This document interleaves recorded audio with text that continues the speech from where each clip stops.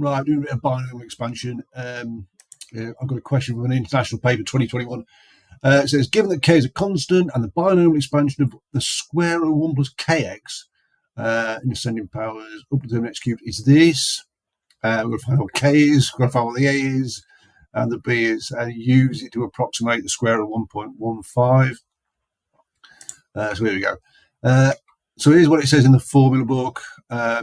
1 plus nx, n minus 1. So our x is kx, and our n, of course, because the square root is power of a half. So our x is kx, and the n is a half. I'm going to sub those into this. So the first term is just 1, that's easy. And then we've got n times x, a half times kx. And then here we've got n minus 1, so a half times a half minus 1, all over 2 factorial, and then kx all squared.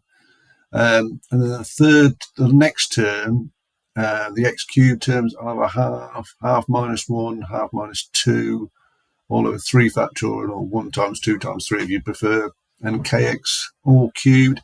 And then you just simplify this. And you could just stick it all in the calculator, but I'm just going to try and give you some advice. I used to have Taylor's top tips, but kind of ditched that now in favour of something else. And it's all about my name. Now, you'd think it'd be nice and easy to spell, wouldn't you? You know, 2 syllables. And it's quite common as well. 4th in the list of most common British surnames. 250,000 apparently. Yeah, you'd think it'd be easy to spell, but you'd be wrong. Year 7 once spelled my name Mr. Taller, which I quite like. Certain website, which will remain nameless, called Mr. Talyor, brilliant.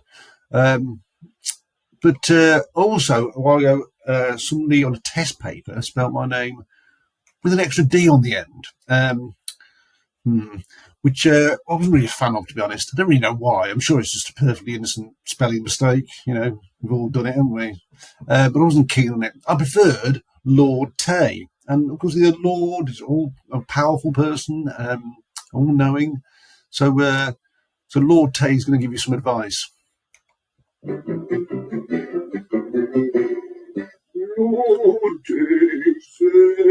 So this is what Lord Tay thinks. If rather than stick it all in the calculator,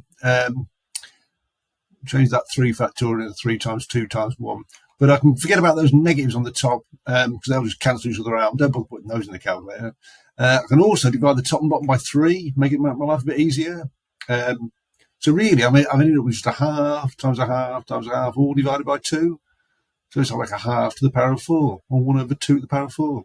Times kx all cubed, 1 over 16. Easy.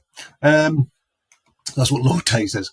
So anyway, so when I've simplified my expansion, first term is 1, second term I've got a half times k times x, and then I've got a half, all divided by 2, so it's an 8th, and I've just got 1 negative there, so it's going to be a negative. And then I did this before, half, all over 2, k cubed over 16. And so I've got to find the value of k. I'll get that by looking at the x terms, because I know, which tells me that k over 2 is equal to an 8th. And that'll give me k as a quarter. And I get the a by looking at the x squared term. So a is minus k squared over 8. And I'll get the b by looking at the x cubed terms. So b is k cubed over 16. Sub the k in, give me 1024, so I'll have the k, a, and the b are now. So I know that the square root of 1 plus a quarter x is approximately equal to 1 plus an 8th of x minus 1 over 128 of x squared, subbing in the k, the a, and the b. But I want the approximate value of square root of 1.15. And look at it, I've got a 1 plus and a 1 there, so that quarter x needs to be 0.15, giving me that the x is 0.6. So all I have to do is sub in 0.6 into this right-hand side and give me an approximate value for the square root of 1.15. And subbing it in 0.6, I get 1.072398 6 decimal places.